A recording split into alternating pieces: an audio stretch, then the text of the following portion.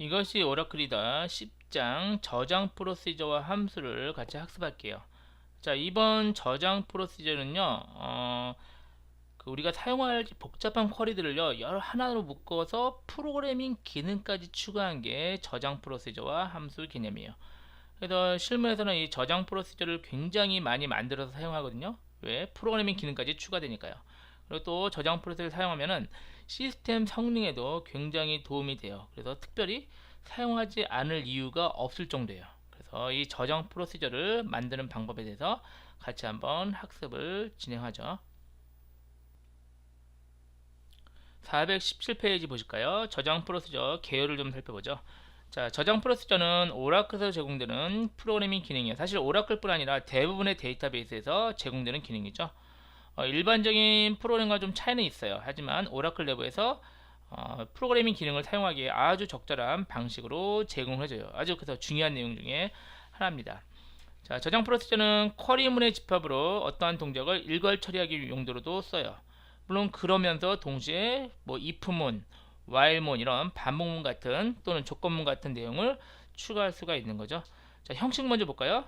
형식은 create or replace procedure 하면 돼요. 물론 or replace는 없어도 되지만 그냥 형식 일반적으로 많이 써주죠. 그래야만 있으면은 재정이 되고 없으면 새로 만들어지고 이렇게 되는 거죠. 그 외에 이제 파라미터 정의라든가 데이터 타입 정의가 쭉 있는데요. 이거 외우는 게 아니라요. 실제 코드에서 보는 게 더 좋습니다. 자, 일단 가장 간단한 형식으로 먼저 볼까요? create or replace procedure 이건 뭐 당연한 얘기고, 그 다음에 저장 프로시저 이름을 주시면 돼요. 그리고 가로에서 파라미터 넘겨받을 거죠. 넘겨받을 파라미터를 두고 as 한 다음에 그 다음에 변수를 선언할 필요 있다면 여기에 변수 선언 부분, 그리고 그 다음에 begin, end 사이에 실제 PLSQL 프로그래밍을 코딩하면 됩니다. 그리고 end만 써도 되지만 이 저장 프로시저가 끝난다는 의미로 이 저장 프로시저 이름을 써주는 게 더 깔끔하죠. 이게 바로 저장 프로시저의 형식이고요. 자, 저장 프로시저를 이건 만드는 거고요. 실행하는 거는 별도로 execute로 실행해야 돼요. exec만 써도 되고요. execute하고 저장 프로시저 이름 또는 저장 프로시저 이름하고 파라미터가 필요하면 파라미터까지 넘길 수가 있습니다. 자, 일단 간단한 저장 프로시저를 먼저 만들어서 확인해 보죠. 자, create 프로시저로 프로시저 만들고요. 유저 프로스 이건 이제 프로시저 이름이에요. 그리고 end 프로스 이렇게 하는 게 좋죠. begin end 사이에 이렇게 하면 여기서 저장 프로시저가 끝난 게 확실해지죠. 그리고 이제 파라미터가 없으면 괄호가 없어도 돼요. 그리고 as 다음에 그 다음에 이제 사용할 변수들, 이 안에서 사용할 변수를 여기다 선언하면 돼요. v 언더바 b에서 가능하시면 변수 이름은 v 언더바를 붙여주는 게 좋아요. 다른 것도 좋고요. 그래야 이게 변수구나, 이 안에서 이제 헷갈리거든요. 열 이름과 그냥 b 이하면요, 열 이름인지 얘가 변수 이름인지 헷갈리니까요. 이렇게 v 언더바에서 변수라고 지정해 주시는 게 좋습니다. 자, 그리고 셀렉트문에서 셀렉트 출생연도하고 이제 into 하면요, 뭐였었죠? 배웠는데 얘의 결과를 이 변수에 넣는 거죠. 그래서 ssk의 출생연도를 이 변수에 넣는 거죠. 그리고 이 변수에다가 변수값을 더하기 1 할 수 있죠. 이제 변수의 1을 증가시키는 거죠. 대입하는 거는 콜론 이퀄이라고 전에 말씀드렸고요. 그 다음에 dbms 아웃풋 하면은 결과가 출력이 되는 거. 자, 저장 프로세스를 지금 선언한 거예요. 저장 프로세스 실행한 거랑 달라요. 자, 저장 프로세스 실행하는 거는 먼저 화면에 출력하려면 set server output on 얘를 해줘야지 여기 출력이 돼요. 그러니까 dbms 아웃풋을 쓰려면 이걸 해주셔야 여기 결과가 나옵니다.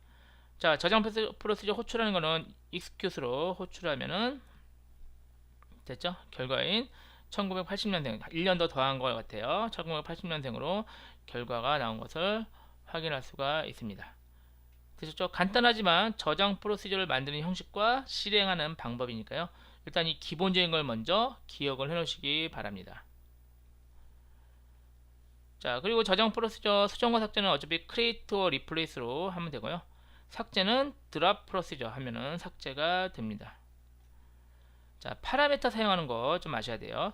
조금 전엔 파라미터가 없었는데요. 파라미터를 넘겨받을 수 있고 돌려줄 수도 있어요. 일단 입력 파라미터 먼저 볼게요. 파라미터를 저장 프로시저에서 받는 거. 그럼 입력 파라미터 이름하고 in하고 데이터 형식 이렇게 지정하시면 돼요. 그리고 실행할 때는 넘겨줄 때는 이 전달 값을 이렇게 하면은 이 전달 값이 입력 파라미터로 넘어가요. 자, 조금 이따 예제에서 같이 한번 확인해 볼게요. 이거 얘기해봤자 조금 오히려 헷갈리니까요. 일단 실습에서 확인한 거예요. 출력 파라미터는요, 뒤에 out이라고 써주면 돼요. 입력 파라미터는 다 반대로, 입력 파라미터는 in을 써주면 되고요. 출력 파라미터는 out을 써주시면 됩니다. 그래서 출력 파라미터는요, DBMS에서 결과를 돌려주는 거잖아요. 그러니까 결과를 돌려주는 건데, 저장 프로시저죠. 돌려준 건데, 사용할 때는 주로 이렇게 많이 사용을 해요. 출력 파라미터가 있는 저장 프로시저는요, 먼저 출력 파라미터를 받을 이건 저장 프로시저 아니에요. 저장 프로시저 호출할 때 이렇게 만들어요. 이거는 이제 익명 프로시저라고 부르죠. 그냥 PLSQL 프로시저 한 번만 실행되는 거죠. 디클레어로, 이건 우리 7장 후반부에서 했던 거예요. 디클레어 비긴 엔드에서, 자, 변수명을 미리 준비하고 execute하고 변수명 넘기잖아요. 그럼 이게 이제 출력 파라미터로 넘어오는 거예요. 그러면 이 출력 파라미터를 여기다 사용하는 이런 방식을 많이 씁니다. 자, 입출력 겸용도 쓸 수 있어요. 입출력 겸용은 입력 겸 출력 겸 in out 이렇게 사용도 할 수 있어요. 근데 사실은 따로따로 하는 게 더 불편할 때가 많으니까요, 굳이 이렇게 겸용으로 하는 경우는 많지는 않은 것 같아요. 그리고 데이터 형식 지정할 때 우리 테이블 이름 점 열리는 퍼센트 타입 기억나시죠? 이렇게 하면은 이 테이블의 이 열의 타입과 동일하게 지정하는 거죠. 그래서 만약에 유저네임을 하고 싶다 그러면은 파라메타 인풋 약자로 제가 PI로 썼어요. 그러니까 이름만 보고도 이거 인풋인지 아웃풋인지 알 수 있게 PI 유저네임 하면 인풋이죠. 그러면은 얘 데이터 타입을요, 뭘로 하냐면 유저 테이블의 유저네임의 타입과 똑같이 해라, 이런 의미가 되는 거죠. 그럼 훨씬 더 간편하게 지정할 수가 있어요. 이게 이제 복잡한 게 아니라 이게 더 간편하죠. 안 그러면 이걸 내가 외우거나 확인을 한 다음에 써야 되는데, 이런 식으로 쓰는 것을 권장을 합니다. 그리고 바 차트, 찹, 엠바 차트 뭐 이런 것도 지정을 할 수가 있어요. 하지만 파라메타에서는요, 타입은 지정을 안 해요. 그러니까 크기는 지정 안 해요. 그냥 타입만 지정을 하시면 됩니다. 자, PLSQL 변수 종류 볼까요? 자, PLSQL 변수의 종류를 좀 확인해 볼게요. PLSQL 변수는요, 우리 아까 PLS 저장 프로시저 이 형식에서 여기다가 이제 이 변수 선언 부분 있죠? 418페이지 보면 여기 변수 선언 부분, 여기다가 만들 수 있는 변수들의 종류예요. 종류가 좀 많아요. 좀 파악을 해볼게요. 자, 일반 변수는 지금 써왔는데요, 보통의 변수처럼 비슷하게 쓰면 돼요. 그래서 변수 이름 하고 데이터 형식 이렇게 쓰면 되죠. 변수 이름, 데이터 형식. 뭐 이거는 지금까지 많이 써왔던 거고요. 자, 상수를 쓸 수 있어요. 상수는 컨스턴트 키워드 쓰면 돼요. 그래서 컨스턴트 쓰면은 대신 값을 처음에 대입을 해야겠죠. 그리고 대신 얘는 변경할 수가 없겠죠. 그리고 v 언더바 마이넘은 이제 200으로 고정되고, v 언더바 마이차는 가을 단풍이라는 문자열로 고정이 돼서 사용을 합니다. 자, 퍼센트 타입은 앞에서 설명했고요. 자, 퍼센트 로우 타입이 있어요. 이제 얘는 조금 어려운데요. 퍼센트 타입은 우리가 한 개의 열만 뽑아서 타입을 했잖아요. 근데 퍼센트 로우 타입 하잖아요. 그러면은 그 테이블 이름이에요. 테이블의 모든 것을 다 뽑아서 와요. 그러니까 v 언더바 유저 데이터는 한 개가 아니라 여러 개가 되는 거예요. v 언더바 유저 데이터 점 유저 테이블은 여러 개 있죠. 점 유저 아이디 있고 점 유저 네임 있고 여러 개가 되는 거예요. 이해되셨나요? 이거 조금 헷갈리는데 이따가 실습에서 같이 한번 자세히 확인해 볼게요. 그래서 일단은 퍼센트 로우 타입은 이 테이블의 모든 것을 한꺼번에 갖고 온다, 이렇게 생각하시면 됩니다. 레코드도요, 얘랑 조금 비슷한데 그 퍼센트 로우 타입은 이 테이블에서 자동으로 갖고 오는데, 레코드는요 자기가 열을 직접 지정을 해요. 레코드 형식을 지정을 해요. 그래서 먼저 위에서 타입으로요 만들어야 돼요. 타입으로, 이거 제가 만든 거예요. 자기 이름이요 만들고 이즈 레코드에서 열 이름 데이터 형식, 열 이름 데이터 형식 이렇게 만드는 거예요. 만들고 나서 이 변수에다가 레코드 타입을 지정하는 거예요. 그럼 이 변수는 하나, 둘, 세 개가 내부적으로 있는 거죠. 내부적으로 세 개를 갖게 되는 거죠.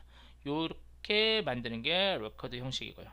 좀 비슷하죠. 얘는 자동으로 테이블에 있는 걸 쓰고, 얘는 내가 만들어서 쓰고.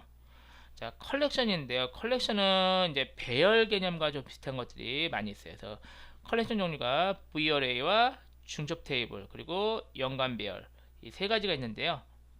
그림 볼까요? 다음 페이지 422페이지 보면요, 이제 예를 보고 좀 해볼게요. 자, 타입의 my VArray 타입 is VArray 3하면요, 어레이 3개가 되고 이제 데이터 타입이에요. 넘버 10자리로 배열 3개가 만들어진 거예요. 그래서 VArray 군요. VArray 얘한테는 배열 3개가 지정돼요. 그래서 나중에 접근할 때 V열의 가로 1, 가로 2, 3 이렇게 3개의 변수가 생긴 효과가 됩니다. 이해되셨죠? 자, 두 번째 타입하고 is table of 나오잖아요. 그러면 이제 얘는 중첩 테이블 형식인데 V어레이는요 3개로 고정되어 있잖아요. 개수가. 얘는 개수가 고정이 안 돼 있어요. V네스트는요 여러 개 쓸 수 있어요. V네스트 1, 2, 3고 계속 쓰고 싶은 만큼 쓸 수 있어요. 그러니까 제한이 없는 거예요. 이게 바로 중첩 테이블 형식이에요. 중첩 테이블 형식. 자, 세 번째 연관별 형식은요. 뭐 해시하면서 뭐 딕셔너리 이런 거랑 비슷한 거예요. 연관별은 테이블 오브 넘버 숫자와 인덱스를 글자로 쓸 수 있어요. 그래서 보면 이런 게 가능하다는 얘기죠. V 녀석의 학번 이퀄 1, 2, 3다. 이런 식으로 얘네들 뭐죠? 첨자가 다 숫자야 되는데 이 첨자를 문자나 이런 걸로도 표현할 수가 있는 게 연관별이죠.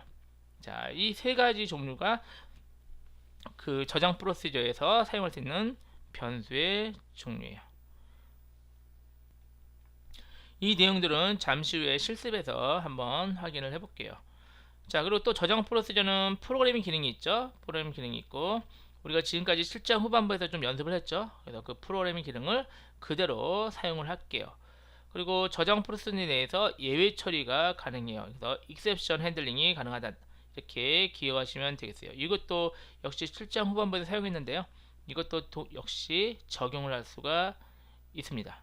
자, 지금까지 저장 프로시저 특징과 중요한 게 저장 프로시저 PLSQL 변수의 내용에 대해서 살펴봤어요. 자, 잠깐 쉬었다가 직접 실습을 통해서 저장 프로시저 전체 실습을 쭉 해볼게요. 저장 프로시저 실습을 잠시 후에 쉬었다가 진행하죠.